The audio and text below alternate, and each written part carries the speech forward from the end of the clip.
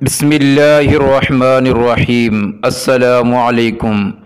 واقعہ کربلا جاننے کے لیے اس ویڈیو کو مکمل دیکھیں اور اس چینل کو سبسکرائب کریں۔ واقعہ کربلا تاریخ اسلام کا وہ پرسوز واقعہ ہے جو قیامت تک نہیں بلایا جا سکتا، جس میں نواسہ رسول حضرت امام حسین رضی اللہ تعالیٰ عنہ شہید کر دیے گئے تھے۔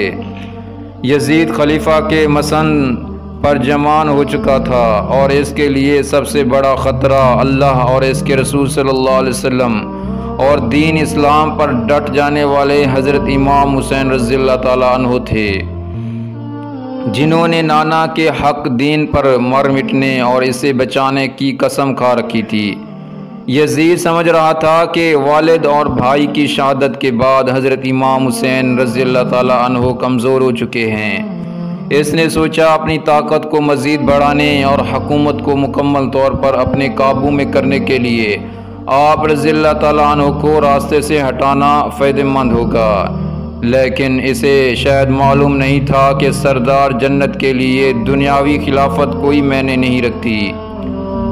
کوفہ والوں کے سینکڑوں خطوط حضرت امام حسین رضی اللہ تعالیٰ عنہ کو موصول ہوئے، جن میں یزید اور اس کے اعلیٰ کاروں کے مظالم بیان کیے جاتے ہیں اور دین اسلام کو درپیش خطرات سے آگاہ کیا جاتا تھا۔ ایک اطلاع آپ کو یہ بھی ملی کہ شراب نوشی عام ہو چکی ہے۔ اپنے والد امیر المومنین حضرت علی رضی اللہ تعالیٰ عنہ کی جائے شہادت پر جانے اور اپنے لوگوں کی رہنمائی کے لیے آپ نے مدینہ سے کوفہ جانے کا فیصلہ کیا۔ کوفہ کی طرف روانگی۔ چنانچہ رجب سن 60 ہجری کو آپ رضی اللہ تعالیٰ عنہ اپنے 72 ساتھیوں کے ساتھ مدینہ سے کوفہ کی طرف روانہ ہوئے۔ براستہ مکہ حضرت امام حسین رضی اللہ تعالیٰ عنہ اپنے 18 اہل بیت اور 50 اصحاب کے ساتھ کربلا پہنچے۔ 8 ذوالحجہ کو آپ رضی اللہ تعالیٰ عنہ کو کوفہ والوں کی اس شکنی کا اندازہ اس وقت ہو چکا تھا جب آپ نے اپنے چچا زاد بھائی مسلم بن عقیل کی شہادت کی خبر سنی، لیکن آپ نے اپنا سفر جاری رکھا۔ شاید آپ اپنے نانا حضرت محمد صلی اللہ علیہ وسلم کی اس پیشن گوئی کا انتظار کر رہے تھے جس کا ذکر حضرت محمد صلی اللہ علیہ وسلم نے اپنی زوجہ ام المؤمنین حضرت ام سلمہ رضی اللہ تعالیٰ عنہ سے کیا تھا۔ بخاری شریف کی روایت کے مطابق آپ نے ام سلمہ رضی اللہ تعالیٰ عنہ کو مٹی دی اور کہا تھا یہ کربلا کی مٹی ہے، جب یہ سرخ ہو جائے تو سمجھ لینا میرے جگر گوشہ اور میرے گھر کا پھول حسین ابن علی شہید کر دیا گیا ہے۔ مقام کربلا۔ حضرت امام حسین اہل بیت کے ہمراہ 2 محرم الحرام سن 61 ہجری کو کربلا پہنچے۔ بعض روایت میں آتا ہے کہ جب آپ کی سواری کربلا کے ریگستان میں پہنچی تو آپ کے گھوڑے پر ایک عجیب سی کیفیت طاری تھی، جیسے وہ یہاں سے آپ کو لے کر دور بھاگنا چاہتا ہو۔ آپ نے پوچھا یہ کون سا مقام ہے تو معلوم ہوا یہ سرزمین کربلا ہے۔ آپ نے ارشاد فرمایا قافلوں کو یہاں روک دیا جائے، ہم یہیں پر قیام کریں گے۔ اصحاب نے آپ کے حکم کی تعمیل کی اور کربلا کے بنجر ریگستان میں خیمے لگا دیے۔ امام حسین رضی اللہ تعالیٰ عنہ کی دعا۔ آپ نے آسمان کی طرف دیکھ کر اللہ سے دعا کی، اے اللہ میرے نانا کے دین کی حفاظت فرما اور اسے زندہ اور آباد رکھ۔ آپ کو اطلاع مل چکی تھی کہ آپ کے چچا زاد بھائی حضرت مسلم بن عقیل، جن کو آپ نے اپنا سفیر بنا کر کوفہ بھیجا تھا کہ وہاں کے حالات معلوم کر کے آپ کو خبر دے، ان کو انتہائی بے دردی کے ساتھ شہید کر دیا گیا ہے۔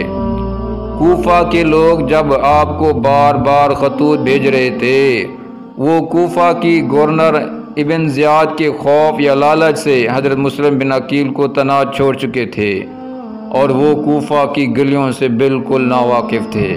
ابن زیاد کے ایک سپہ سالار نے ان کو امان کا وعدہ دے کر گرفتار کیا اور بعد میں انہیں کوفہ کے محل کی چھت سے دھکا دے کر شہید کر دیا۔ اپنے چاچا زاد بھائی کی شہادت کا صدمہ اور کوفہ والوں کی بے وفائی کا افسوس آپ کو آگے بڑھنے پر مجبور کر رہا تھا، اور مقصد اتنا بڑا تھا کہ آپ پیچھے ہٹ نہیں سکتے تھے۔ غازی عباس خیمے لگ چکے تھے اور ترتیب کچھ یوں تھی کہ سب سے آگے پہلا خیمہ حضرت عباس رضی اللہ تعالیٰ عنہ کا تھا۔ یہ ایسے شہید ہیں جو غازی کہلاتے ہیں۔ حضرت عباس حضرت علی رضی اللہ تعالیٰ عنہ کی دوسری بیوی ام البنین سے ہیں۔ حضرت عباس رضی اللہ تعالیٰ عنہ کربلا کے میدان میں حضرت امام حسین رضی اللہ تعالیٰ عنہ کی فوج کے علمدار تھے۔ یزیدی فوج 3 محرم الحرام کو امام حسین رضی اللہ تعالیٰ عنہ کی فوج کے راستے میں پڑاؤ ڈال چکی تھی۔ حالات کشیدگی کی طرف جا رہے تھے۔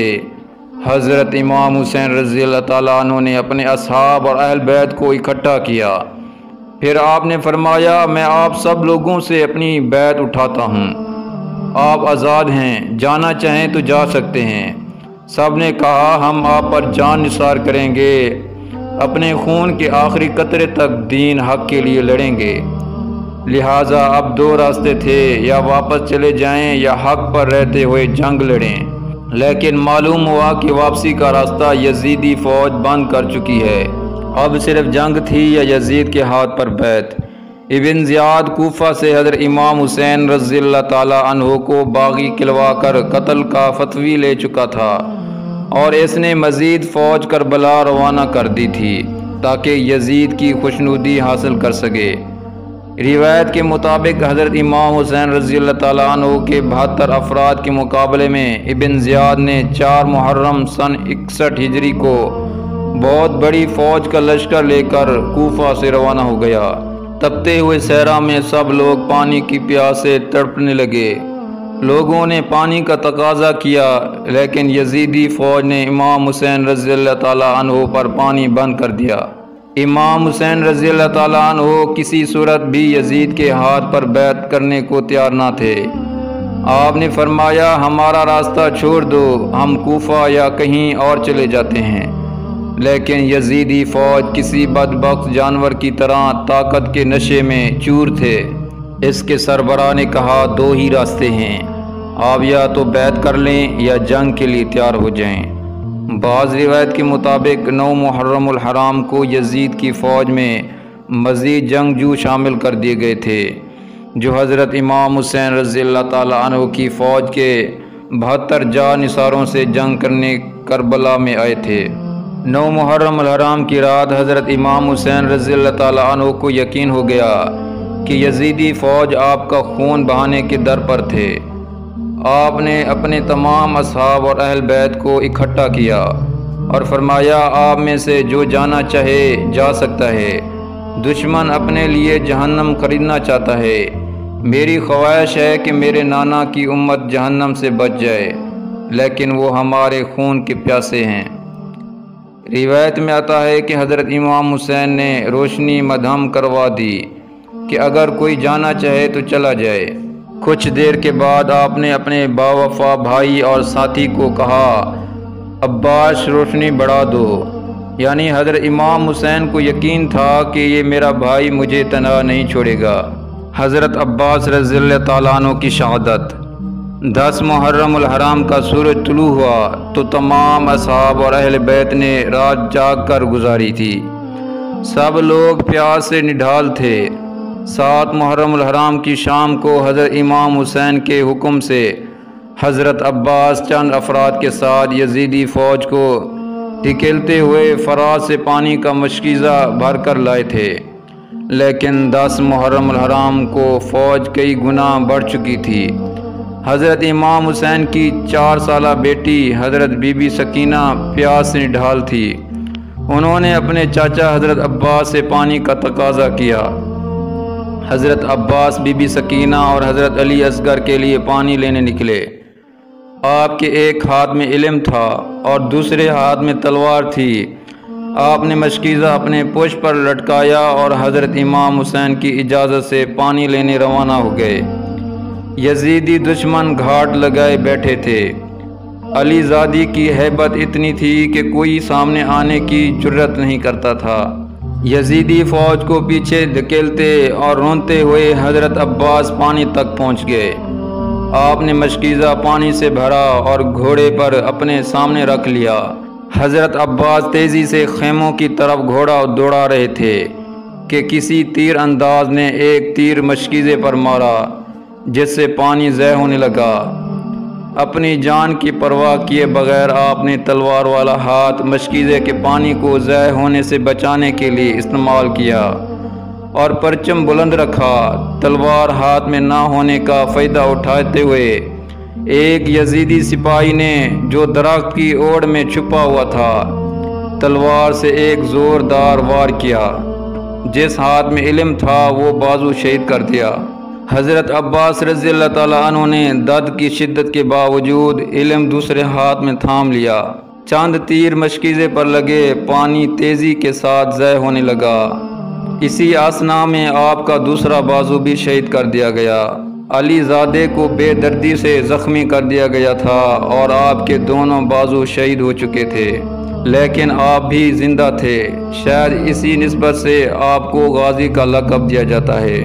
ایک بدبخت نے پیچھے سے آپ کے سر مبارک پر برچھی کی ضرب لگائی اور آپ شہید ہو گئے۔ ایک ایک کر کے تمام اصحاب آپ پر جان قربان کر رہے تھے۔ امام حسین رضی اللہ تعالیٰ عنہ ان ظالموں کو آخر تک یہی ترغیب دیتے رہے کہ اے ظالمو، کیوں اپنے لیے جہنم خریدتے ہو؟ مگر آپ کی ایک نہ مانی گئی اور ایک ایک کر کے آپ کے سبھی ساتھیوں کو شہید کیا جا رہا تھا۔ امام حسین رضی اللہ تعالیٰ عنہ کی شہادت، بالآخر آپ لڑنے کے لیے کربلا کے میدان میں اترے اور یزیدی فوج کی صفیں الٹ دی تھیں۔ نواسہ رسول صلی اللہ علیہ وسلم قہر بن کر یزیدی فوج پر ٹوٹے۔ 10 محرم الحرام عصر کی نماز کا وقت ہوا۔ آپ گھوڑے پر سے اترے، ریس سے تمیم کیا اور نماز کے لیے کھڑے ہو گئے۔ یزیدی فوج کے بزدل سپاہی جو قریب ہی منڈلا رہے تھے اور حملہ کرنے کی جرأت نہیں کرتے تھے، حضرت امام حسین رضی اللہ تعالیٰ عنہ کے نماز میں مصروف ہونے کی وجہ سے آپ پر حملہ کرنے کی جرأت کر پائے اور چاروں طرف سے آپ پر تیروں کی برسات کر دی۔ نماز میں مصروف ہونے کی وجہ سے حضرت امام حسین کو تیروں کی تکلیف کا اندازہ نہیں تھا۔ یزیدی کو شاید معلوم نہیں تھا کہ یہ علی زادہ ہے، اور حضرت علی رضی اللہ عنہ بھی نماز میں مشغول ہوتے تو اس قدر خدا کی یاد میں ڈوب جاتے کہ تکلیف کا اندازہ نہیں ہوتا تھا۔ جب حضرت امام حسین رضی اللہ تعالیٰ عنہ سجدے میں گئے تو شمر نے اپنی تلوار کی ضرب سے آپ کا سر مبارک جسم سے الگ کر دیا اور اس کو نیزے پر بلند کیا۔ حضرت زینب رضی اللہ تعالیٰ عنہ یہ سارا منظر دیکھ رہی تھی۔ خیموں سے بیبیوں کی رونے کی آواز آئی تو یزیدی فوجیوں نے خیمے کو آگ لگا دی۔